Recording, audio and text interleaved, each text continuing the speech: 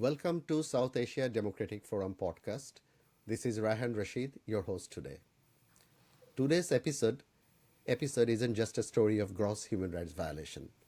It's an urgent appeal and it's a call to action. Today's episode is about Shahriar Kabir. Let me tell you about Shahriar Kabir, a celebrated children's writer turned activist, a thought leader in his own right. Shahriar Kabir has spent his whole life fighting for a secular society, fighting for minority rights, demanding justice for genocide, and standing against the rise of religious extremism in Bangladesh. But these ideals, his courage, his convictions, his activism, are now costing him dearly. 121 days ago, Shahriar Kabir was arrested on false charges under the current regime led by Dr. Mohammad Yunus, the Nobel laureate the world knows. The regime's supporters and its army of propagandists would want to convince the world otherwise. But the truth is, it is a regime propped up by extremist and military forces that find people like Shahriar Kabir's activism incompatible with their worldview. What is now happening to Shahriar Kabir is more than political retaliation. It's a gross injustice. And this is not just Shahriar Kabir's fight. It's a fight for freedom of speech, for justice, and for the kind of world we all want to live in.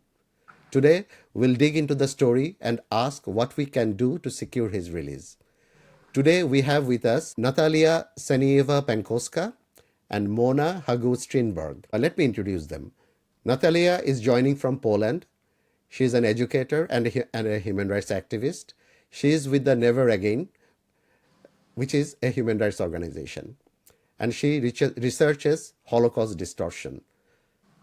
She is also a fellow of European Holocaust Research Infrastructure, and Natalia is also the fellow of Elie Wiesel National Institute for the Study of the Holocaust in Romania. And Mona, she is a human rights lawyer, and she is based in Sweden, who had been closely involved with Shahriar Kabir's legal matter from the very beginning. So welcome Natalia, welcome Mona, and thank you for joining us. Great to have you with us today. Thank you. Thank you.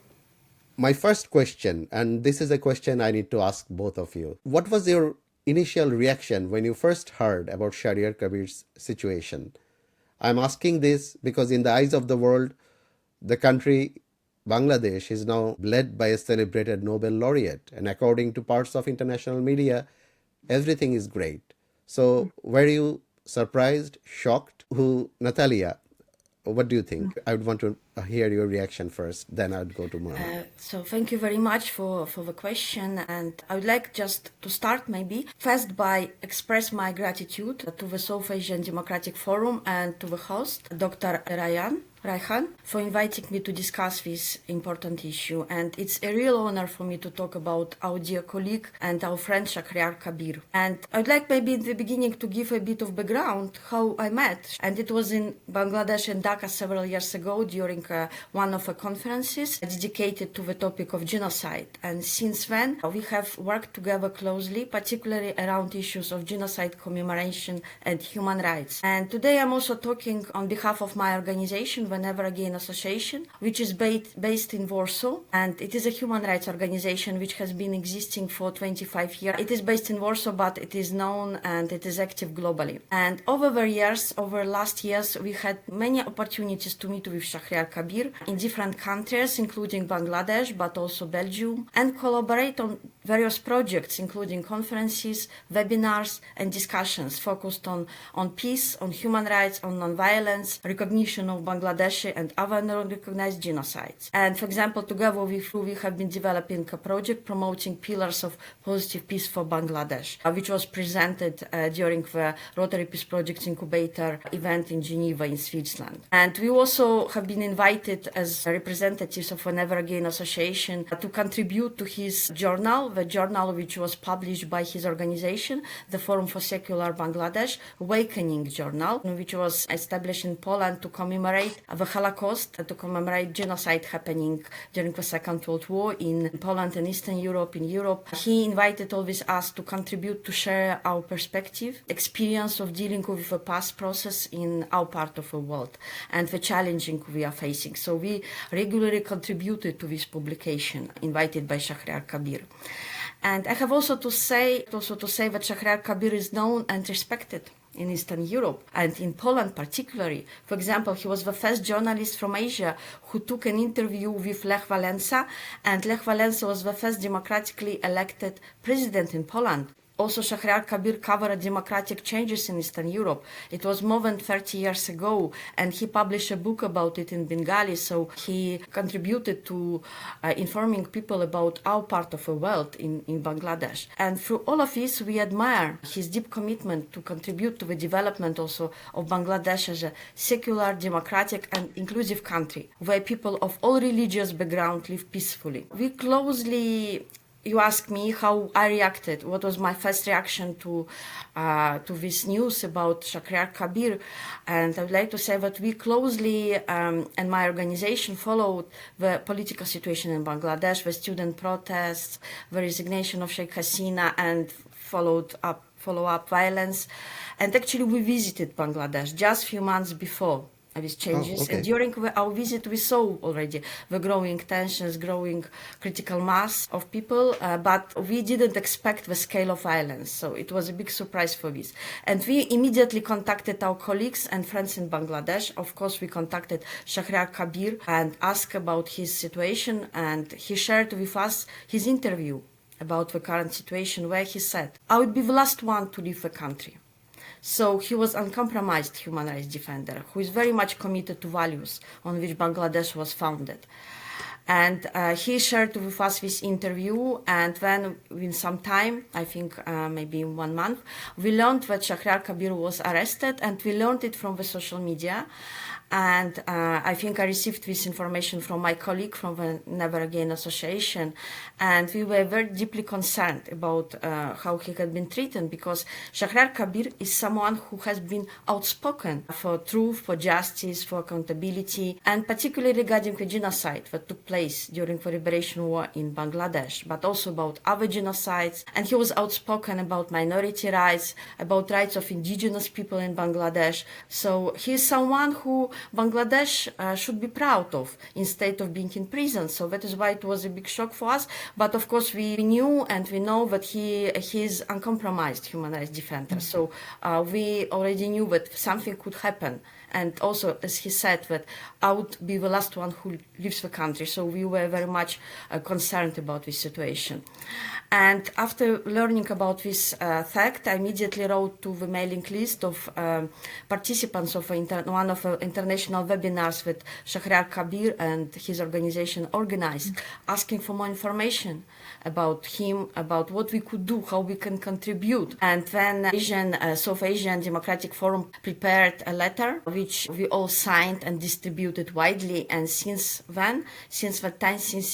September, I and my colleagues at the Never Again Association, we have been contacting different organizations. I have written to Amnesty International, to Human Rights Watch, to Global Alliance Against Hate and Extremism, and to many other organizations, so to bringing their attention to the situation. And many of these people were already also signed the letter. For example, we know that Gregory Stanton, who is the founding president of a Genocide Watch, and he's one of the leading scholars on genocide, he signed the letter. A global project against hate and extremism from the US also signed the letter. Greek Helsinki Monitor from Greece, one of the leading human rights and the oldest human rights organization in Europe, also signed the letter. Geert Ates from the United for Intercultural Action from the Netherlands signed the letter. Also, Foreign Policy in Focus from the US also signed the letter. And even Alexander Verkhovsky, who is the director of a SOVA research center from Russia, it's a human rights center, also signed the letter. So as you could see, it was a really global response. So many people, That's they true. understood the That's situation. true. I remember that because I also signed that, and many of my colleagues who were human rights activists, they also signed it. And I think some of the very prominent authors also signed that letter. Do you know what happened to that letter? Like that letter, it didn't get a single line, a single word in Bangladeshi media. It was completely blacked out, unfortunately. Bangladeshi media didn't publish a single word about it, no mention of it. That was so unfortunate. Thank you, Natalia, for sharing Thank you, your thank you. I hope experience I with. was not too long, but I just No, no, wanted to no, no, no. share but how we met It with was great. Shahriar It was Kabir great, and uh, how it and impacted all of us. Thank you. and you shared your personal experience, organizational experience with Shahriar Kabir. I think our viewers they would also be interested to learn to hear those things, because Shahriar did a lot of things. He was involved in so many activism, so much, and his activism was actually diverse. So so yeah, your contribution basically touched on that. So Mona, when you heard about the accusations those were Shahriar Kabir was facing, weren't you shocked that he has been accused of genocide and crimes against humanity? As my colleague Natalia expressed, I was also in a state of shock. I couldn't believe it, especially when it comes to the fact that we have a Nobel Prize winner, right, in the leadership of the country. And the accusation is, of course, not only a shock, it is bizarre. We are talking about a human rights Genocide. act. Yes, we are talking about a human rights activist who's devoted his life, so many years of his life, fighting against human rights abuses and shedding light to genocide that took place before. And we are talking about a man, a courageous man who has courage beyond words for the fight that he has devoted his life to against fundamentalism in a part of the world, as we know, in which it is super serious to do this kind of conduct that Mr. Shahriar Kabir has been involved with. So this is super tragic, and it is this the country of Bangladesh should be proud of a man like Shahriar Kabir, and they should honor him instead of what we are Not unfortunately experiencing persecuted. now. Yes. So this is all persecution. Yes, because a lot of what is going on the world doesn't know, and hope discussions like this, like today's, will help change that.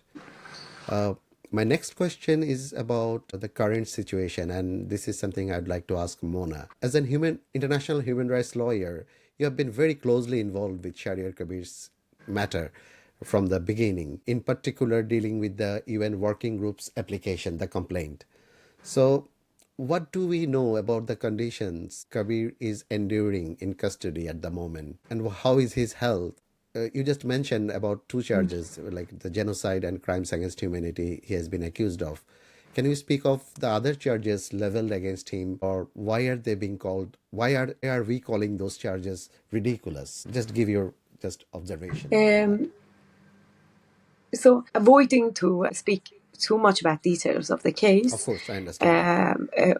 we could say that it's also charges about murder. I mean, it's bizarre charges, and the current state of Mr. Shahriar Kabir is very alarming regarding his age and the health complications that he already had before he was put in detention and now in prison under very terrible circumstances. So Mr. Kabir was taken into custody without being told any specific things about his case, any specific things about anything, basically. I mean, just that in itself, we are not talking about any rule of law here. And when he was placed before the court, he was attacked by the mob, who tried to snatch him from the police and lynch him to death without anyone doing anything. They were calling him names. And it has been reported that he was punched several times by the mob. And the police did not provide him with any wheelchair, even though he needed it and he was Exactly. asking for it. They forced him to walk all the way through the stairs. And even when he pleaded before the court to sit on a chair, he was denied that. So we are talking about conditions that are, it's not just detaining him arbitrarily, and depriving him from liberty arbitrarily. We're talking about more than that, putting him through The mob conditions attacks. against Yeah. in ways that could be considered as torture. Yes, so the conditions are not good at all, but we are working on the case, and we are hoping for the UN working group against on arbitrary detention to assess the case. And yes. Thank you so much for filing that complaint, and let's see how it goes. Just for our listeners, let me give a very quick update. So it has been 121 days since Shahriar Kabir has been jailed, and he's kept in the jail just like any other ordinary criminals in Kasimpur jail in Bangladesh. What we heard that he even caught pneumonia once from sleeping on the floor, and his health is failing. He already had a couple of health complications even before this, and now they have been aggravated, what we hear. And until last week, as we hear, that he was denied medical treatment. So this is the situation. I think one of the members of his legal team in Bangladesh, he made a very interesting comment that Shahriar Kabir's future seems lost in the judicial labyrinth of Bangladesh. So the situation is quite dire and very bleak. My next question is for Natalia, and it has a context. The question is on the broader context, the broader implications, and it has a context. As you know, Natalia, except a few exceptions, international media is yet to catch up with what is going on in Bangladesh. How much have you heard about the declining human rights situation there, other than Shahriar Kabir's situation? What news do you get from what is going on in Bangladesh? Of course, I personally and also my colleagues at the Never Again Association, we are trying to follow the situation in Bangladesh, especially after our colleague and friend is now arrested. And we follow, of course, the situation, and we particularly look for information about the treatment of minorities and indigenous people, especially now. And as we know, that we have the most probably challenging time in Bangladesh since 1971. And Bangladesh is a diverse country with different diverse population, with Hindu, Buddhist, Christian minorities being part of it, as well as indigenous people. And through various sources, there is information, we receive it about violence against minorities, desecration of Hindu, Buddhist temples. But these are mostly our personal contacts. So we are in touch with different minorities, with different people we know from Bangladesh. And we are very much concerned about this. But at the same time, for example, I have seen on the media, international media, also the attempts to minimize or to justify violence of minorities in Bangladesh by saying that these minorities are politically involved. These are politicians. So they are involved, for example, in the political party Awami League. Therefore, it's not a violence against minorities. It's not a communal violence, but as if that is okay. Involved. And this is a strategy, what I would like to say, which usually used by perpetrators of those who try to deny or distort genocides, atrocities, by transferring the guilt to victims themselves. And this is what we have experienced in Europe, in Eastern Europe, during the Holocaust and after the Holocaust, when Jews were killed, for example, and there were arguments by perpetrators that they were killed because of being communists, because of supporting Bolsheviks. So in this understanding, the violence can be justified. So, and I can see the parallel here. And also I would like to mention that what is troubling in Bangladesh now, that Bangladesh is a post-genocide country, and it is a fragile country, I would say. And the work of dealing with the past, addressing the past atrocities in 1971 is far from over. There are still many instances of denying different aspects of genocides, distortion, minimizing, and also transferring guilt to victims themselves. Also, where is the role of a voice of religious and indigenous people? And I guess the voices of religious and minorities and indigenous people are often overlooked in these discussions. And as we know, our colleague and friend Shahriar Kabir, he has contributed to the process of dealing with the past. He dedicated his life to this process of dealing with the past of Bangladesh. And we know that I use the term dealing with the past, but we could use other terms as well. And we know that we have 4 pillars of dealing with the past: the right to know, the right to justice, the right to reparations, and guarantee of non-reoccurrence. So Shahriar Kabir contributed to all 4 pillars of dealing with the past, including the last one, by promoting peace. As we also work together on developing positive peace in Bangladesh. So, and this is what I would like to mention, that society very fragile now. It is polarized. The process of dealing with the past is very far from being over, and there are challenging time now. Also, the society is very, I think, traumatized, and minorities feel very insecure. So some of them were accused of supporting the Awami League, the previous ruling political party. But we should also understand that they feel very insecure. There were probably opportunities for them in the past to get jobs, because we know that minorities not always have a privileged position in societies. So, and now the situation is very challenging for minorities. So we try to follow, we try to look for information from different sources. And yes, and as you have already said, it is unbelievable, as the country is led by Dr. Muhammad Yunus, who is a Nobel Prize laureate, a respected person, authority for many. And we had a chance to meet Dr. Yunus in Warsaw, in Poland, when he attended the Peace Summit in 2013. And he was together with Lech Walesa, with Dalai Lama, and others. And as I said, he is respected, he is an authority. So perhaps this is the reason why many overlooked, why many don't want to look inside and to see what is really happening in Bangladesh, because we have a Nobel Prize laureate who is the leader of a government, but they just simply overlook what is happening behind, because even Nobel Prize laureates can make mistakes, and it is a challenging task to lead the country, which is a post-genocide country, and which didn't go through the process of dealing with the past fully since 1971. So this is, as I said, is very disturbing, and something should be done about this. Informing international community, informing everyone what is really happening in Bangladesh.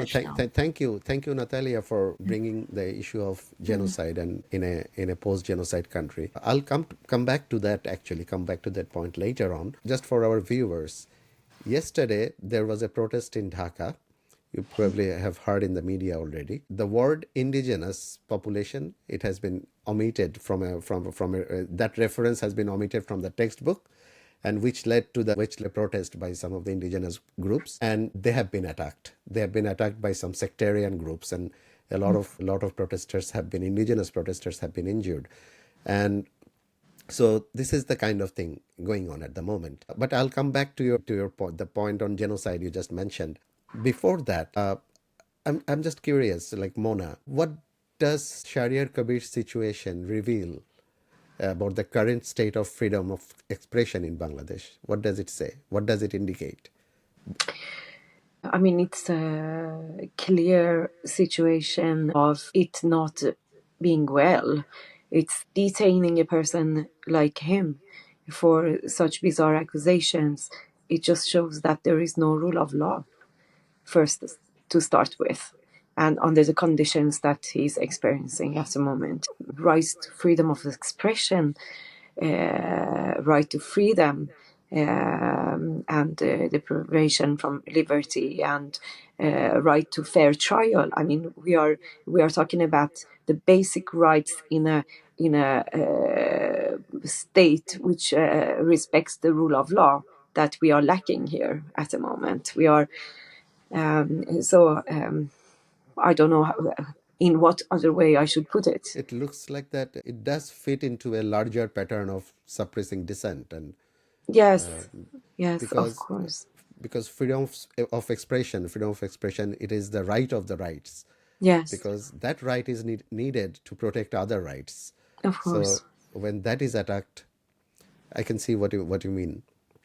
So I'm coming back to Natalia about the point you made about genocide. You probably are aware that a few months ago, I think in September, Lemkin Institute, they issued a statement and they raised a genocide red flag. Like according to Lemkin Institute, they identified some early signs of genocide that is developing in Bangladesh since 5th August. Of course, not a full-blown genocide. That is not what Lemkin said.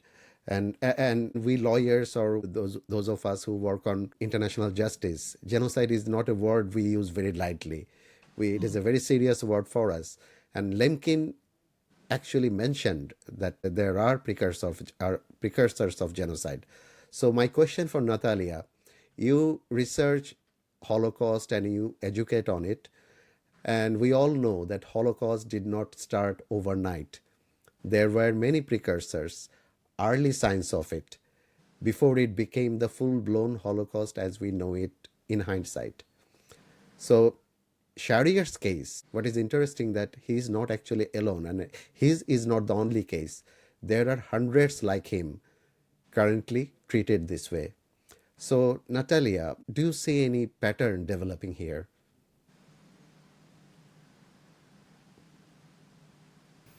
I'm familiar with a statement made by the Lemkin Institute, and I think it was very timely and important statement, also because Bangladesh is going through a very difficult time. And what also was written in this statement, that Bangladesh is a post-genocide, is a fragile society. As you say. And which is, as I said already, I have mentioned, that the process of dealing with the past is still going on, should be done.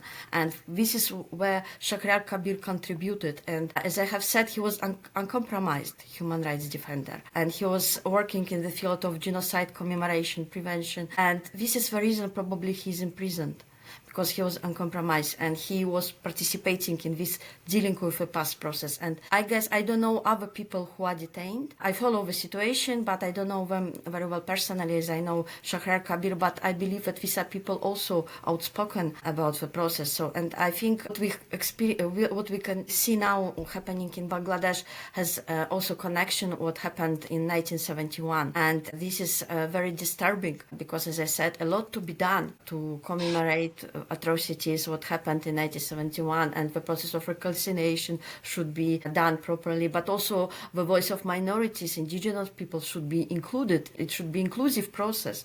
And at the moment when such people as Shahriar Kabir are out of the process, I don't know how the process will be developing. I know it was a challenging process for us, for in Eastern Europe, for example. In Central Eastern Europe, we know that I'm based in Poland, and we know that Holocaust, all death camps were in Poland, located in Poland, and 90% of the Jewish population was exterminated. Also many Roma people, but also from other European countries. And it took many years for Polish people also to go through the process. And I would like also to talk, but we could talk about the reaction of local people to the Holocaust perpetrated by Germans and allies, because there were also locals in Poland and other countries, in Romania, in Moldova. How did they react to this? Some of them supported Jews and Roma. Most of them were indifferent, but some of them collaborated with Germans. And actually, it was a very difficult, challenging issue to discuss in Poland, for example, also in Romania, in Moldova, despite these are different situations we are talking about. Until today, people will prefer to talk about positive aspects. They want to say, for example, that my grandfather, he collaborated, he wanted to do something also against his Jewish neighbors. So this is also a distortion, and this is very disturbing. And I know that it's very challenging process. And I see that in Bangladesh it is also ongoing, and I don't know how it will be developed in the future. I think there should be, but maybe we could talk later a little bit about what can be done in this situation. And we must definitely such this organization as the Lemkin Institute, Genocide Watch, and many others, they should contribute to this and participate in absolutely collaborated. But such people as Shahriar Kabir, they should be in the process, because he is a symbol, and he's also a pillar of the process, the whole process, as he contributed a lot to the dealing with the past.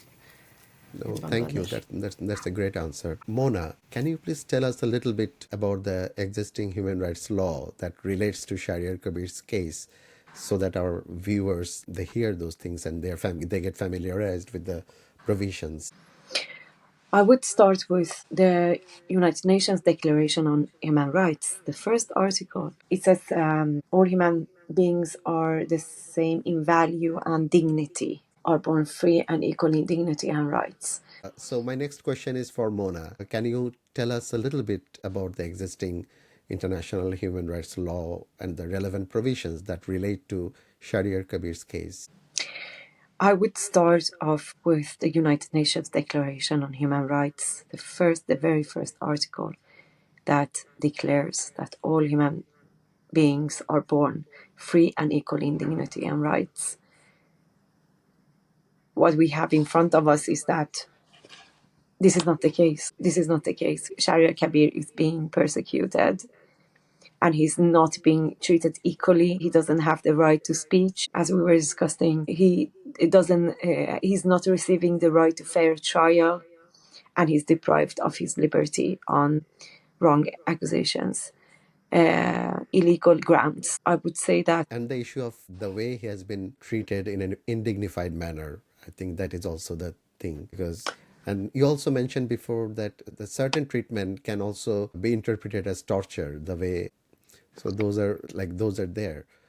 Yes, definitely. The way and also the fact that he is not receiving any medical aid, that his health complication is totally left behind. He's not being in any way receiving any treatment, as we know, as we have been informed by his legal team. So it's so many rights that are being So many rights. yes, Many rights breached. have been abused. Yes. My next question to both of you, it is on advocacy and action. What can ordinary citizens and the global community do to demand his release? What else can we do? I would say, as my dear colleague Natalia just mentioned, that human rights organizations have a very important role to play and should not be quiet. We are living in a world which is not in a good state at the moment. So there is so much going on, and also it is easy to be forgotten because it's too much happening,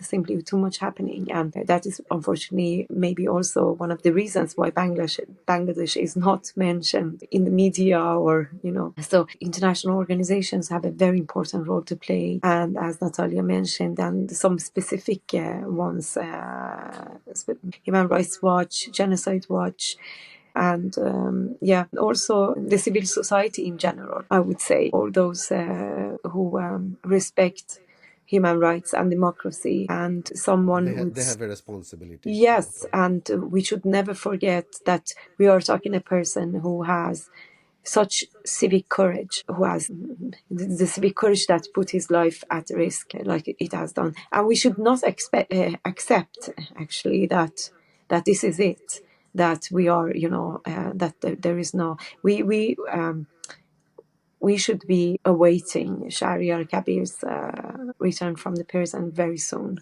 We should not accept this. Because Shahriar Kabir, he had been a person who was vocal for other people's rights. Yes. And now his own rights are being trampled. The international civil society and everyone else, we have a duty actually. I just want to mention one other thing, that we should also not forget that in the beginning of 2000, that Shahriar was a prison of conscience on the list of Amnesty International. So he's once again being treated this way by the country that he loves the most. Yeah, this is very terrible that this happens to him again. Yeah, speaking of international human rights organizations, we discussed briefly Lemkin Institute's statement. The bizarre part is Lemkin Institute, when it issued the statement, that statement too didn't get a single word of mention in Bangladeshi media. But strangely, in a very quick succession, three responses to that statement were quickly published in three different platforms, all by, of course, the supporters of the regime, supporters of Dr. Yunus. And interestingly, those rebuttals where Bangladeshi media didn't utter a single word about Lemkin's warnings, it was Dr. Yunus's press secretary who went to actually the social media, started circulating the rebuttals, that he was calling on everyone to circulate the rebuttals to Lemkin.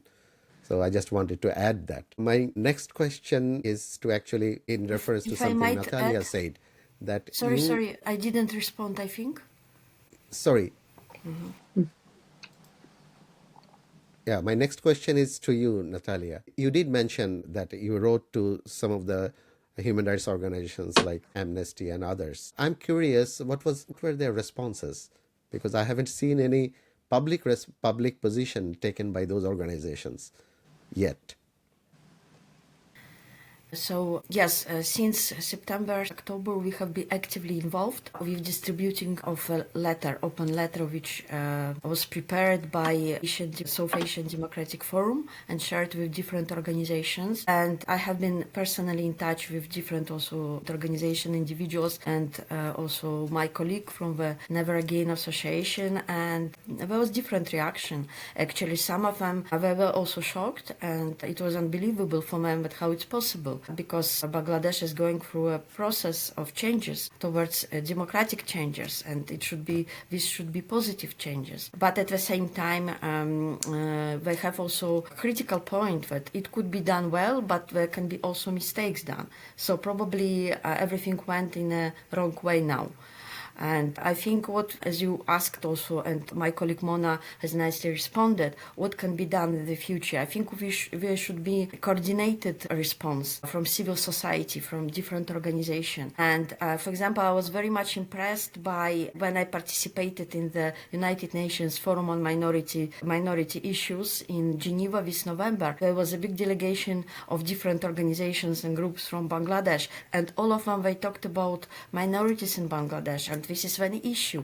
And at the end of the forum, the special reporter on minority rights, Nicholas Levrat, he said that he summarized everything, and he said that we should think and we should investigate what is happening in Bangladesh. No, Natalia, my there are a question lot was of a bit voices different. here. My question was like the major human rights groups. It looks like a lot of them are still sitting on the fence. We haven't seen them coming up clearly with very clear statements on minority issues, on Shahriar Kabir, who had been a prisoner of conscience just 23 years ago, and he's facing the same fate again. And we scoured the internet, we scoured their websites of these big organizations, but we haven't seen any public response. So how do you see that? I think also people sometimes, and they are careful. And we talked about Shahriar Kabir, who is uncompromised human rights defender. That is why he's in prison, because he's always outspoken. When something is happening, he goes and he say, and he doesn't think what will happen after, because he's saying something that is important.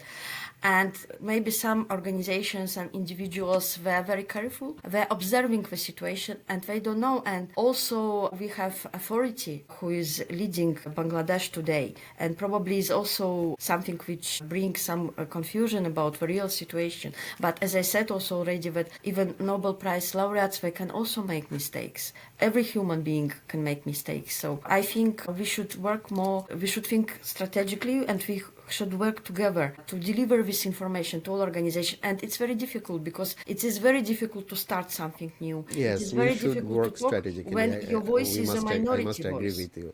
Yes. And our voice at the moment is a minority voice. So, and that is why probably it is very difficult. But I think we should follow Shahriar Kabir and to be uncompromised in this, and to collaborate together with different organizations, and probably approach each organization, each individual individually. So I think it's important to work also individually. We are reaching the end of our program. Do you have any message for Shahriar Kabir's family? Would you like to say something through this program to them? Anyone? We are so sorry about this. But please know that we are doing all that we can in our power to save Shahriar from this situation and bring justice for this unimaginable situation that he's finding himself in. And we are also hoping and praying for his health to cooperate with us. Yes. Thank you. Natalia, do you have any message for his family? I would like just to say that we are very grateful to the family of Shahriar Kabir and his colleagues for their resilience to this situation, and it is very important to be resilient, and we are with them, and we would like to do everything possible to bring Shahriar Kabir to be with us, hopefully very soon. Thank you. One last comment for the government of Bangladesh or for Dr. Yunus. Do you have any appeal or anything to say? If I might to say something to the government of Bangladesh and to Mr. Dr. Yunus, first of all, it is very important to think about such symbols of Bangladesh as Shahriar Kabir, who should not be in prison, because he's a person who should be honored in Bangladesh instead. And he's in prison. He's an important person for the future of Bangladesh. And the second thing is about minority and indigenous rights. I think that government of Bangladesh should follow very carefully to protect minorities and to follow 4 pillars of minority rights. This is protection of existence, protection, promotion of minorities and indigenous identity, equality, non-discrimination, and the right of effective participation. And I don't know how many minorities and indigenous people are involved now in politics, participate effectively in the rule of the state. So I don't know. So I think it's very important to follow and to preserve all these 4 pillars of minority rights. Thank you. Thank you. Mona? Yes, good question. Oppression, persecution is not the way. Torturing people, killing people is not the way. And as my colleague Natalia said, people like Mr. Kabir, we really have lack of them in the world. And the few that we have, we must honor. And he has such an important role in organizing the country, in helping the country to heal from the previous genocide and for the future, the democracy that Bangladesh and its people can really enjoy. The causes that Mr. Kabir has been working with it will benefit everybody, even the people who are persecuting him. If they would realize that by hurting him, they are hurting themselves, really, they would stop. I'm actually thinking about, just this came to my mind, the speech by Charlie Chaplin in the movie. Now I forgot the name. Yes, the speech that he had in the end. I mean, you shake when you listen to it. Please listen to it. Let us be a reminding to all of us, leaders around the world, and now we are specifically talking about Bangladesh and to the honorable Nobel Prize laureate. Please honor the prize. You have received it because as a role model for everyone else, we others are supposed to look up to you. So please honor the prize and the responsibility that it comes with the prize. And stop this before it's too late. Really stop this and honor the history and the history that you will leave after yourself. And save Mr. Shahriar Kabir's life before it's too late, please. So we are hoping for a change. We are hoping for wake up, really. Thank you. That's nicely put. And oppression is not the way you said it. That is not the way. So, as we conclude today's urgent discussion, we must remember that this is not just about one man. It's about what he represents. Shahriar Kabir has dedicated his life to fighting for a just, inclusive and secular society. And for that, he is paying an unacceptable price now.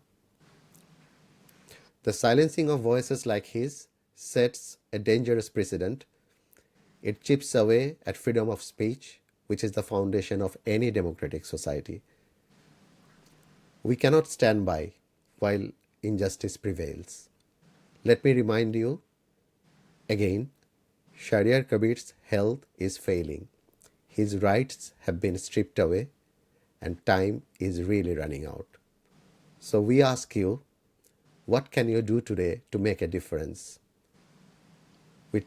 we request you, please share his story, write to your representatives, write to international civil society organizations, and join the call for his immediate release. Please spread the word. Let's ensure his plight is not forgotten. Remember the name, Shahriar Kabir. Thank you for listening to SADF Podcast, and a big thank you to our guests. Until next time, let's stay vigilant, let's stay active, and never stop standing up for what's right. Signing off for today, this is Rayhan Rashid. Take care, everyone.